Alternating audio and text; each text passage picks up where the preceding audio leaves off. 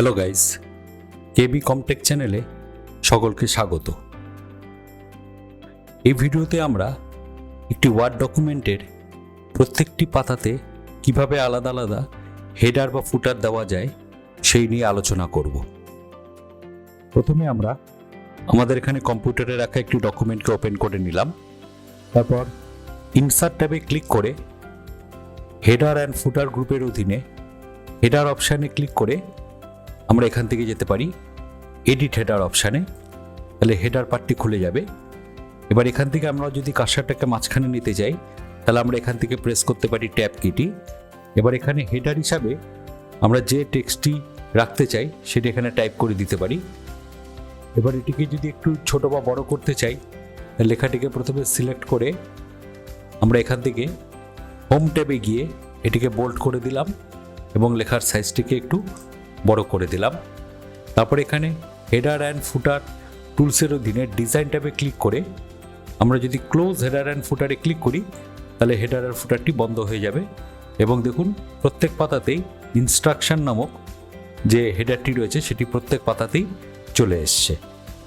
এবার আমরা যদি চাই কেবলমাত্র প্রথম পাতাতেই ইনস্ট্রাকশন হেডারটি থাকবে এবং দ্বিতীয় পাতাতে একটি আলাদা হেডার হবে, তাহলে প্রথম পাতার শেষে ক্লিক করলাম, করে এখান থেকে আমরা লেআউট ট্যাবে ক্লিক করে পেজ সেটআপ গ্রুপের আন্ডারে ব্রেক্স যে অপশানটি আছে সেখানে সেকশন ব্রেক্সের অধীনে কন্টিনিউয়াস যে লেখাটি আছে সেটিতে ক্লিক করলাম।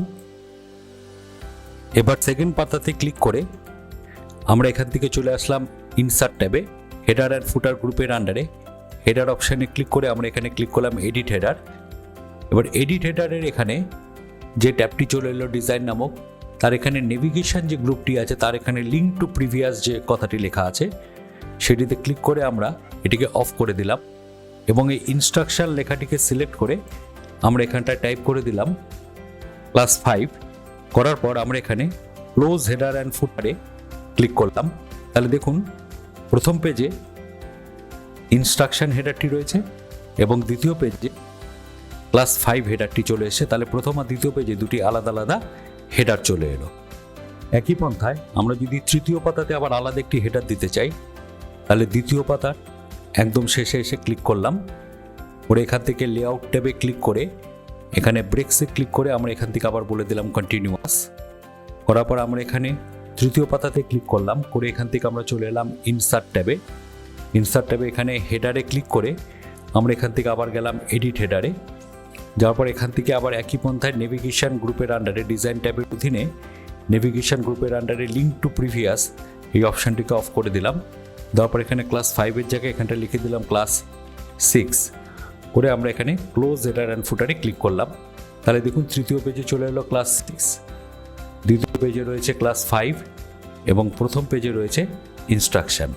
এইভাবে আমরা প্রত্যেক পেজে আলাদা আলাদাভাবে হেডার এবং একই পন্থায় প্রত্যেক পেজে আলাদা আলাদাভাবে ফুটারও দিতে পারি।